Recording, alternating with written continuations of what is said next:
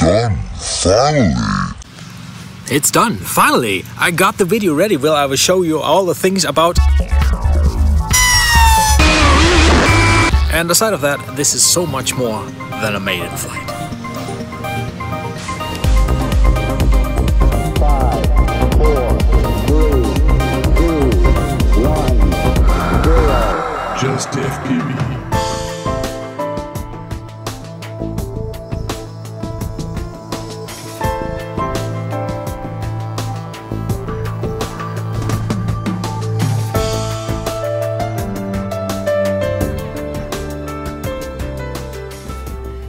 Hi YouTube tribe, and welcome to another episode of Just FPV.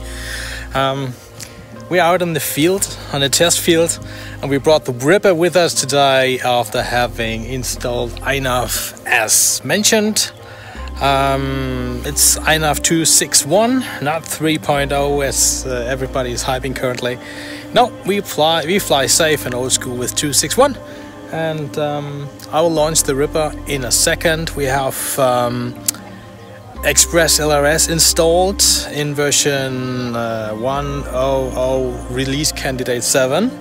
We've got telemetry, and I hope we will have some fun and don't need to scrap any pieces from the ground after impacting.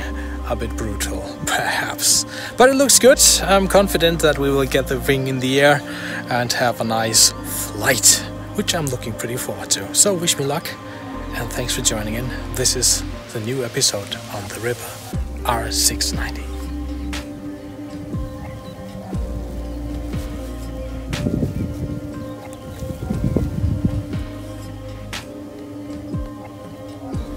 And while we're waiting for a sat fix, which should be here in a second, we can talk about the first flight.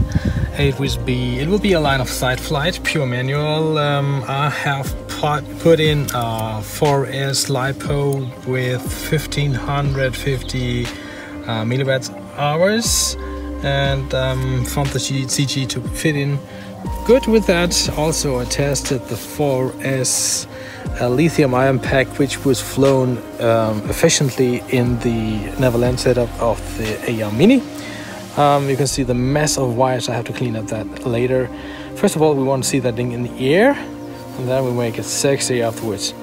Well, yeah, let's hope for a sat fix to occur in a second and get up in the air. It's going to be a brilliant day, and perhaps when we don't crash, it stays like that.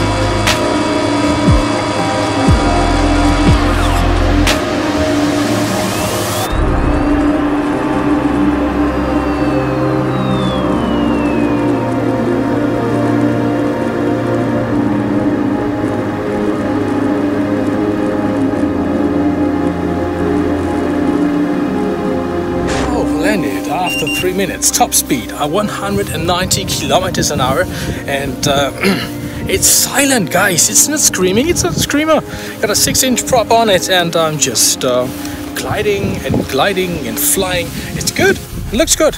Next step after having landed here successfully, which I apparently have, no crash, no issue, is simply to get the goggles on and get it up in the air again, and well, then fly some FPV. How about that?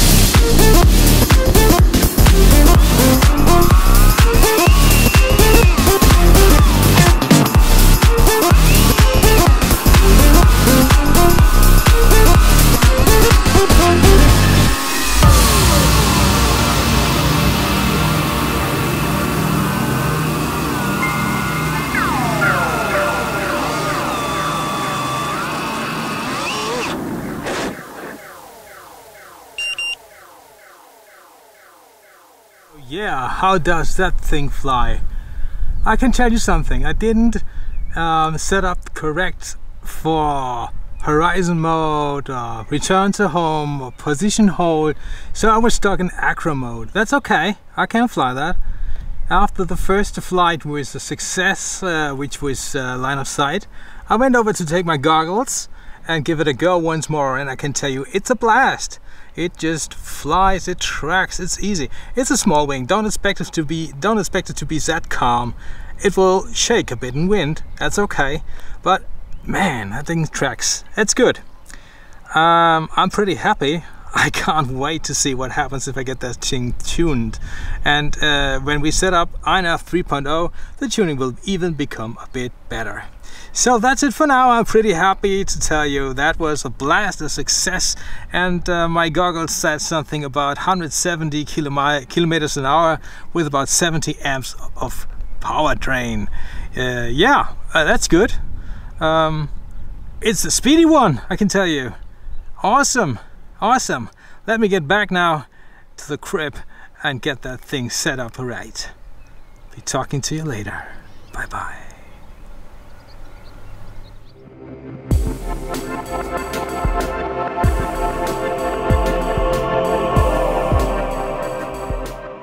Back in the office, office here, right? And checking some settings and preparing for round 2 with this LiPo. I got mine up for about 15 minutes, and well, I figured I had some problems with my settings, so I had no flight modes. We will have to check that in a minute, and then I guess we'll be ready for round 2. And if we got that right, then I will explain all my settings, and hopefully run to version INAV 3.0 shortly, and I will take you with me.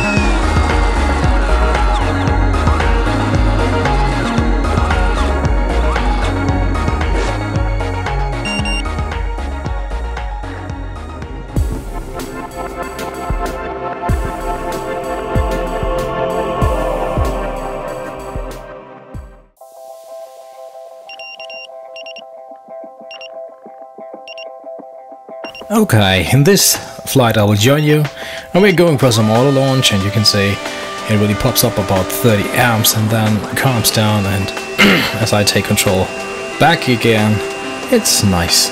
Something seems wrong with the meter there, because it tells me about below 1 amp, so that can't be true. I gotta check that. So this is the cruise then. Yeah, well, we are loaded with 4S LiPo. No, we're not. It's all 4S lithium ion pack with a maximum power that of about 10 amps it can deliver, and we have 3,500 milliamp hours loaded, so, or about something there. And the idea is to go for a little cruise and check if we can do something with the range. The thing with the power meter is a bit strange. It started with the lithium ion pack. I don't know what's going on, but I guess we'll find out.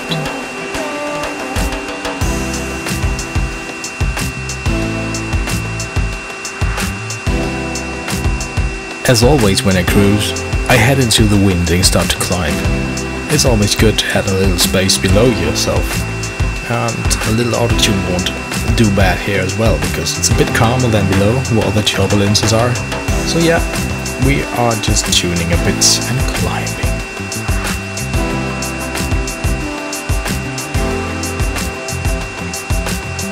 You can see here, after some time of tuning, the wing really calms down. That's of course because of the altitude, and of course also because of auto-tune. So it's start to sliding from left to right a bit.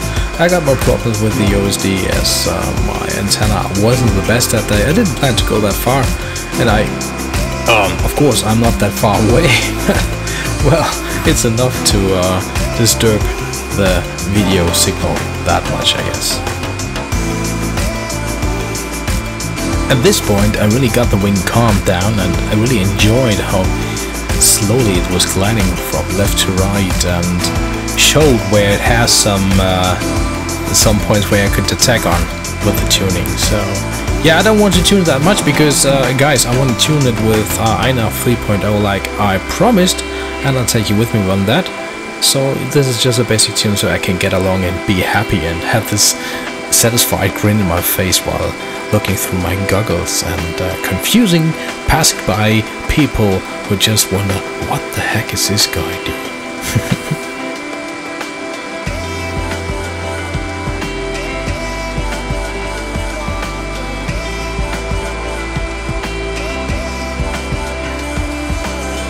The video starts to break up, and I decided to turn back home just to make it safe.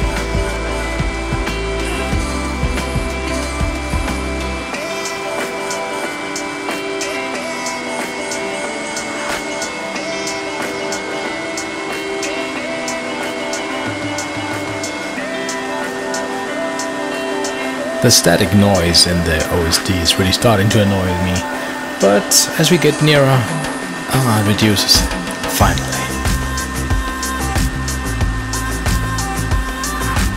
In this scene you can see the wing jitter a little from left to right and back again. Looking at the flight mode up in the top upper right, you can see it's in cruise mode, so it has a heading hold and, well, tries to keep it where it should be. That controller certainly needs some tuning as well. Let's get out of there.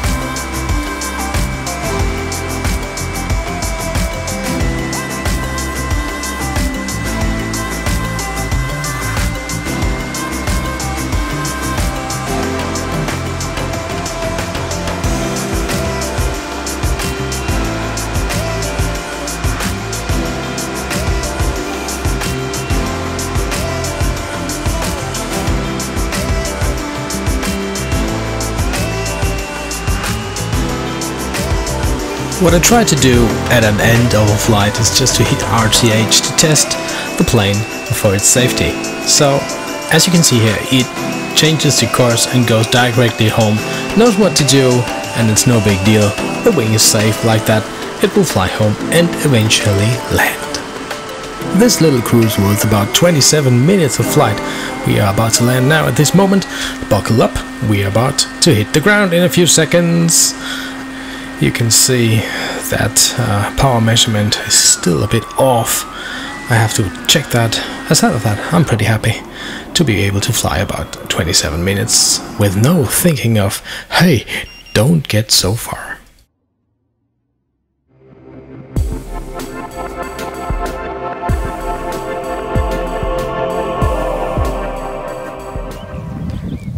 Well, I guess I've spent some time with the first day flying this thing, and I can tell you it makes totally fun. It's fun. It's fun to fly this thing. Compared to my other wing, the AR Mini, this is more agile. It's faster. It's brutal fast compared to the AR Mini. However, this demands you put a lot of power in it, and I can see that my motor here is a bit too hard to my lithium-ion pack. Well, if you fly this with a normal LiPo pack with a high C rating, then you're good to go. Push it as you like, 4S, and you'll get easy 170 kilometers an hour. This is pretty fancy, pretty neat. And I'm not that cruiser. I'm the cruiser, not the speeder. So I tried to put my lithium-ion pack in it, and it flew well. But the consumption is higher, at least with this motor setup. Perhaps I'll try another motor setup. I don't know, maybe you have a good suggestion, like I should try the Mamba Toka, whatever it is the 22035, I don't know. This could help, perhaps, and fly like it was intended, but I would like to make this a cruiser. I've been tuning it a bit, and it's, well, it won't stall. It will, in that case, when you just pull the elevators up, it will just tip to the sides and gently roll back in. No problems at all. I tried it and it was nice. What else can I tell you about this thing? It has been great fun to fly this, and I'm looking forward to keep going on that. And let's see what happens if we put INAV 3.0 in it and tune it like it is supposed to be.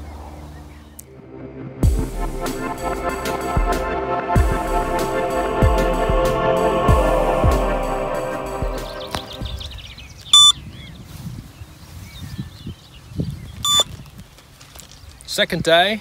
Today we do it with a 5-inch prop instead of a 6-inch prop, and I felt like it was too powerful. Did I really say that? However, let's go for it. Oh boy, what lovely weather conditions! No wind at all, sun is shining, and we have a perfect field where you can't go too wrong while landing hard. So, this is it. We will launch and let's go. And we're up. First impression on the 5-inch prop works good. Bit louder, but well, powerful, much more powerful.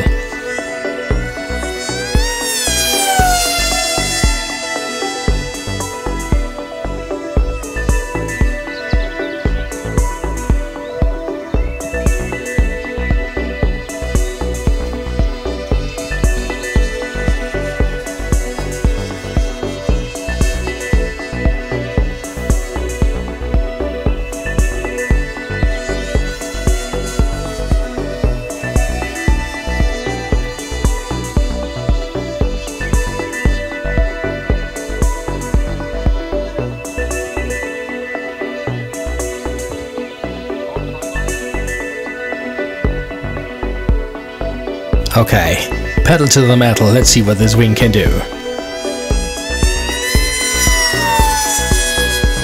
Keep in mind we're still flying line of sight, no kind of stabilization in this case, just line of sight and acro mode. And I really liked it, yeah I did. But it's time to put the goggles on and give it a go for now, don't you think?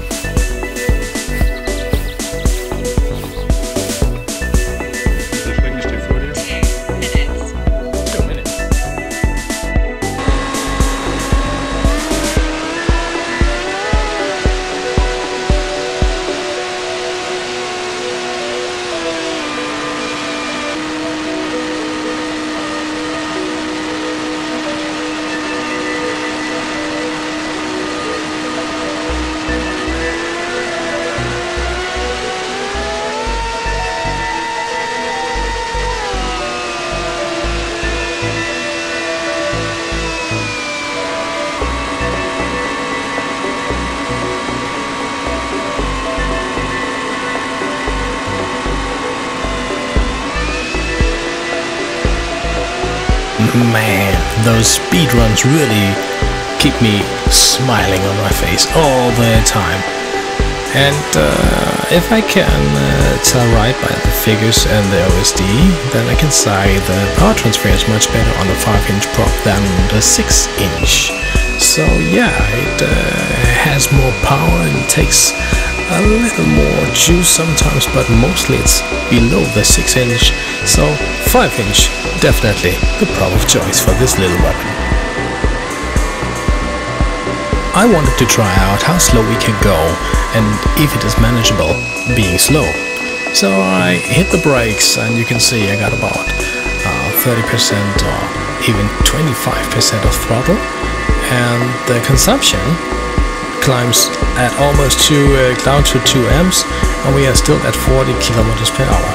This is still controllable, everything is good, it's just slow and nice. This works.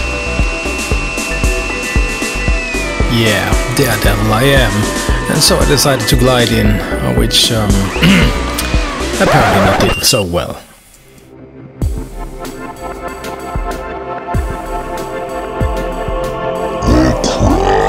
That was not so good. But well, let's start again, this time with auto launch, and have a look at the amp power consumption while launching. So auto launch takes about 17 to 19 amps with this prop for a setup, which is totally fine, and it works fine. It works well, as you can see.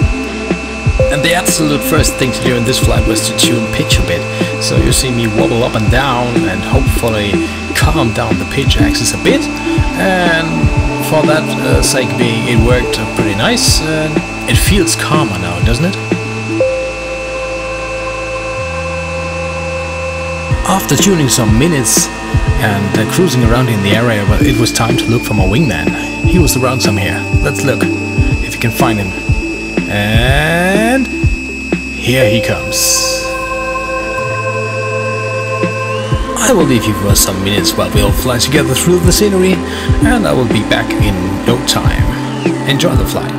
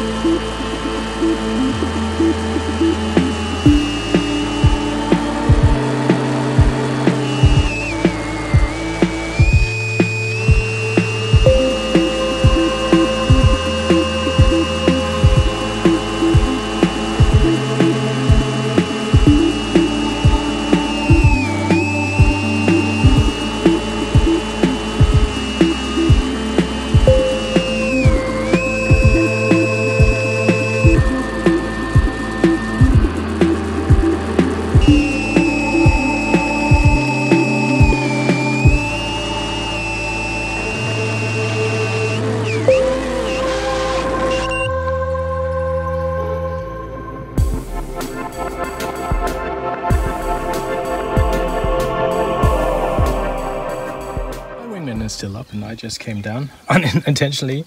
I had a wingtip stall. I was too slow, and I wanted to join in on the path of my wingman, and so it stalled. Came down on that side. You can see there is a little crack here, but nothing serious, nothing really damaged. So yeah, a bit dirt. And from landing in the hedge, we got a first little bullet mark. Nothing serious. That's the reason why I do foil them, so they can take the impact and, well, calm them down. And something you will encounter is that your wingtips will break off like that. That's no problem. Everyone's wing tips do so. So yeah, if you have foiled them like me, then they won't get off and you can easily get them back together with your U-pour. And the issue is solved. The flying the 5-inch prop is a blast. You got much more, well, lower speed, higher speed, whatever. You can fly with lower power and longer.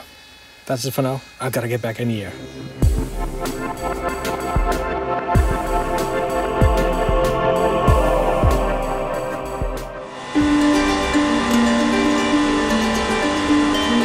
In this last flight of the day, something's really given completely wrong. First of all, my goggles said something like, "Dude, you're low power," so the range I could cover was a bit limited.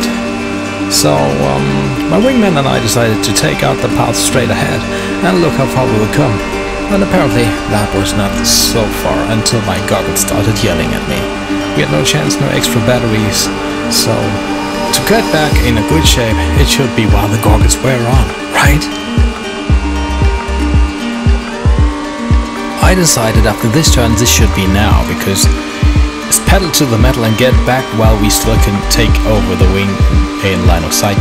So we are speeding home a bit along the Trees road and, well, got a good speed there. 125 kilometers per hour, and we are flying downwind.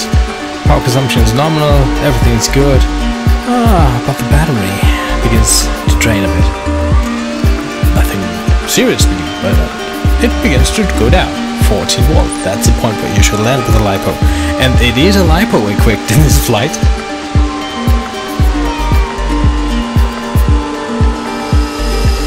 It was time to do a last return to home check with optional landing, which INAV does perfectly, by the way. Depending on that direction it chooses to land. And that is depending on the flight height, on the altitude. So what INAV will do is just, it will circle down in a sort of like position hold, and then when it comes down about below 10 meters, it will straight out the course and will give a little punch and get it straight to landing and just glide in. You can see here, that's not good because the trees and we are no friends. So I take over on manual mode and continue cruising. And I forgot everything about the battery. Have a look at the wattage.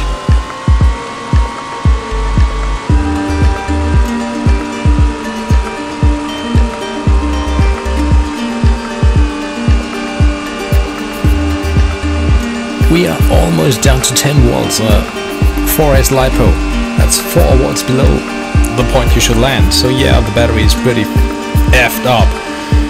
You can see the OSD is slipping at 10 volts and below. So yeah, I figured something is wrong, but I didn't see this blinking sign, and finally, I make the decision to land. Finally.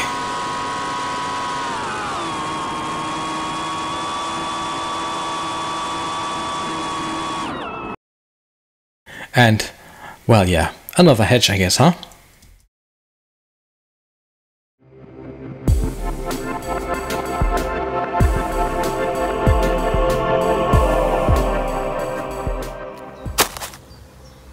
Mission debriefing. Okay, we've reached the end of the video where we will talk about what's good and what's bad and how the plane handled. I didn't want to show you simple flight footage and say, yeah, that's how it flies, it's great, yeah. It ain't the way it is. It's great in a way, but it has its flaws. And I think we'll have to talk about this. First of all, let me show you what a normal day at the field ends like. I will talk about things in the beginning I don't like, and that's clearly a thing every manufacturer seems to do, which is easy. It's those edges here. You see that? And you see they are standing off in front of the wing. So what happens commonly is you bash into something here, it goes outside, and the force of this goes over here, bends it off or breaks it. And that's many manufacturers that do so, and I don't like it. People, please accept the fact the force is going this way, align this edge and let the force pass out. Yeah, that will save you from things like that. See that? Yeah. The next thing I will talk about is the last part of the fuselage. This one. Because it's tremendously long and you'll have to align your wires from your motor to get there, so you can attach your ESC to whatever you want to attach it to. If you want to change the motor, you are stuck with eventually too short wires, or you have to take another motor which has no cut wires. If you're a multi-rotor pilot, this is no issue for you. You take a new motor, you're done. But if the case is that you are a wing pilot and you have a motor which is pretty capable of doing things like this one here, then you're stuck because you have, of course, cut the wires down to something shorter. That's not so cool. And all the wires are waste. I don't like this. Please consider this hatch to get opened. This would save us a lot of wires to be, well, continued or stretched or changed or whatever you want. That would be awesome. The next thing is, of course, the mechanism which I already talked about, which closes in the back and not in the front. Guys, we are flying about 150 to 200 kilometers an hour, and you close that hatch behind and not in the front. The wind will eventually push open as you state in your manual. That's not good. You see that? A mechanism to well, lock down the hatch from the front would have been awesome, as it would simply just lock on and wouldn't be able to rip off due to wind. Yeah. Now we have to fiddle something out ourselves and make it sure. And haha, the manual states if you fly faster than 100 miles an hour, 100 kilometers an hour, you will have to close a special lens cap on so the hatch wouldn't blow off. I flew 170, hatch is still there. So okay, but be precautious about this. Enough of the ranting. So, what is the good sides of this plane? First of all, it really handles good. You will fly this plane 90% in acro mode, or even manual if you prefer that. There is no stabilization needed. This thing tracks. It's a small wing. Don't expect it to be too calm, because the fact that it is so small, it will do this maneuver sometimes. No special, no big deal. Every one of those planes do so in this size. But it is capable of cruising, and it's a speeder. You will have to know that before you buy. So if you want to speed the hell out of this thing, you're good to go. If you want to cruise this thing for miles, well, you can do so. Yeah, you can do so. Next thing, I like the details on it. This foam pad on the servos. Awesome. I really liked it. It was so easy to get this thing on. Servos was just stick it in, and then attach the rods. And no fiddling with, you have to adjust the length of the rods and whatever. No. Really works. Plug and play. I really love that detail. Well done, Diatone or Haywing, whoever came up with that idea. Well, what do I have more? I don't know. I started off with a 6-inch prop, and I thought the motor would be good for that. But today I flew the 5-inch, and I can tell you that changes everything. You reduce the power needed to boost it along and let it simply fly slow. If you're down at 13% with a 6-inch prop and this motor or something similar, then the wing will be so fast that you can't cruise at all, and it will take too much energy to do so. However, if you reduce the prop like I did to a 5-inch, which it is intended to do, although there are, let me think, yeah, as a 5 and a 6-inch prop with it, I got a Gemfan Flash 5042 on it here. It will simply fly better. You can do slow flights with about 2 to 3 amps or below, and you can push the hell out of it with about 10 to 17 amps and end up with far above 140 kilometers an hour. If this is enough for you, that's good. So that's good to know. speaking of speed, be sure to reinforce those ailerons because they are simply just foam. In case you really push it to the limit and go after a plane which is going for over 200 kilometers an hour, only foam will not be your friend. It will be, yeah, flapping and eventually rip off. So be sure to reinforce this, and as I said in the build video, make them durable. They don't have to rip off. Don't make them rip off because you're using it. So yeah, that's good. My GPS seems to be one of those badges where you say, oh boy, what's up? It takes about 10 minutes for the cold start. That's not good. I will have to change it. I'm used to have a faster fix. So this is no problem regarding the diatone because it isn't delivered something on my setup which is faulty. That antenna did good. I can recommend it by now. And well, the run cam did too. So yeah, what about Express LRS? I can tell you it's a happy model EP1 in here. I don't know if you can see this because of the tape with the standard delivered antenna, and it flew good. If you saw the video from yesterday, I guess you'll have this because this is cut together in one. Then you know I was a bit away from home and that went good. So yeah, Express LRS 2.4 gigahertz. This is lovely. This thing got pretty hot today because we have a pretty warm day, and if this is lying somewhere in the hedge waiting to be picked up, then yeah, it will heat up. So yeah, be sure to throttle that down on the remote and program something that you can adjust the power to something lower than max. And of course you don't fly with more power than 25 milliwatts. I know that. I don't need to tell you, yeah. But in case you eventually should hit the bottom and get above that, be sure to regulate it down back again and you're fine. Right. To sum things up, yeah, it flew into the hedge and took its battle scars like a little punching hole here. Nothing seriously. And this corner that broke off in that landing. So one thing, and that's my bad, that's my failure, one thing is to break that thing and still keep flying, because it's like, well, yeah, it will hold on, it's glued, yeah, it's good.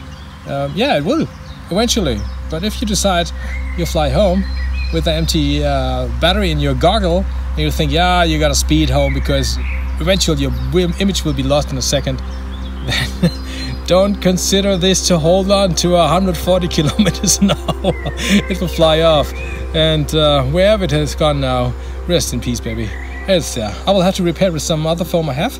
This will be seamless, I guess, and otherwise, I don't know. You won't die because this is missing. It's just detail, and perhaps I will fix it. Do I like the plane? I do. I had my fun with it yesterday. I had my fun with it today, and I can tell you, this makes so sense to buy. For that price, you can get it, and you got surely enough components like a good motor, let's say a 2204 will do fine, or something that pushes with 2300 kV or similar. It will push the crap out of this wing, and it likes speed. It's made for speed. Yeah, it is. Really flies good. Had a wingtip stall today because I was too slow in a turn. Took the beating up here, but you see, there's nothing seriously happened. Just a foam with a little scar in it. Maybe it's a personality thing then. But well, yeah, I had really fun with it. So I will continue flying it, and you will see that in my videos. Ah, I see here. Look like the foil is getting off. It's a big bubble of air here. So yeah, we can push it up a bit like that. It's done. I like this foil. Did I mention that? Okay. Yeah. Yeah, I had my fun with it, and I can recommend having this plane. So if you're a beginner, this thing will fly pretty good. You can fly line of sight or learn it with it. It's not that expensive if you bash it into the ground. It's not immortal though.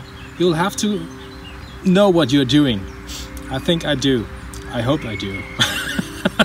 But who knows anyways, right? But well, yeah, it flies pretty good and it tracks pretty well.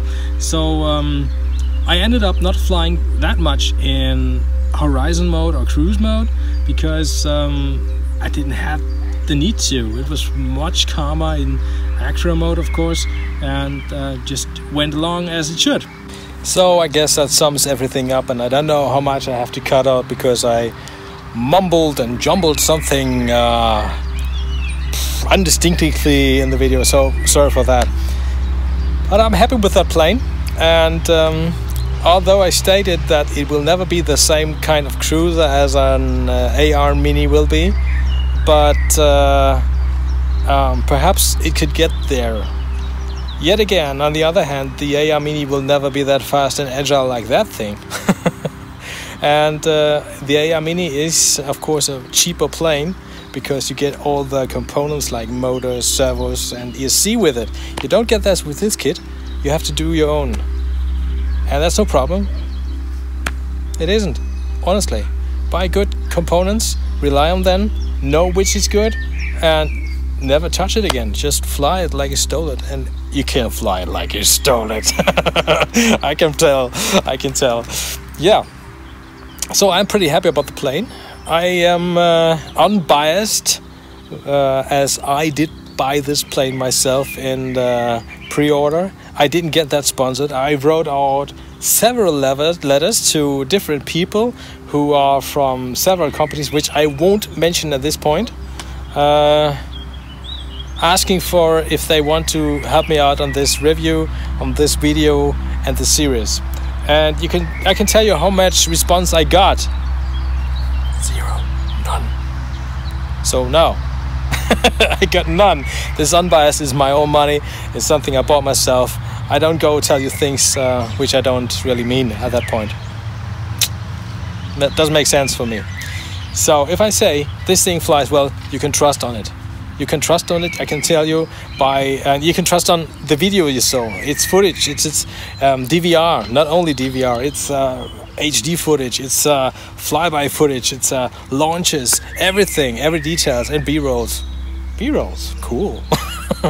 Everything I did because I wanted to do something special for it. I wanted to do a video which tells you guys honestly and in depth what's up with this plane. Is it a hype? Is it a good? It's just new. Everyone wants to have it, or is it something you really would love to fly later on because it's fast, agile, you can do everything with it?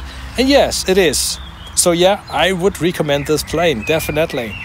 It's for a beginner grade. Maybe a bit fast, but well, take a slow motor. Perhaps I should try to fly on a 3S with a 6-inch prop.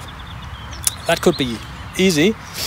Just put a new battery in, lithium ion perhaps, and 6-inch or even 7-inch prop, and give it a spin. Oh, by talking of props, there was something I did forget to tell you about what I like about the plane. It's silent. It's not that silent, but it's pretty calm for that what it does.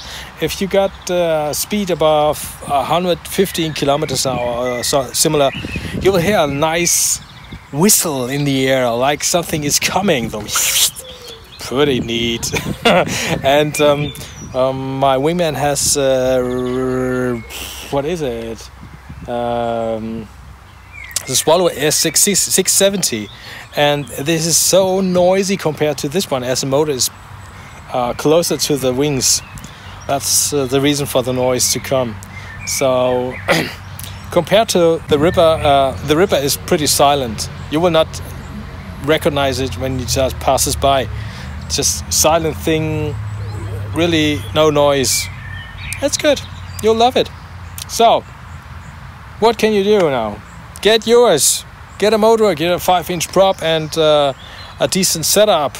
Look at the components I've written in the description. These are the ones I use, and get some of them. And if you click some of those links, there you don't pay extra. You just make sure that I get a little thank you for this, as I bought them and I got them and I tested it for you. So do me a favor, click those links, and you'll help me and the channel grow. That would be awesome. That would be awesome. Okay, enough of chit chat. Thanks for watching this time. I have another episode to make and I don't know which plane I will start off today, but this will be fun. And I hope to see you again next time. Take care, fly safe, be safe, and be seeing ya.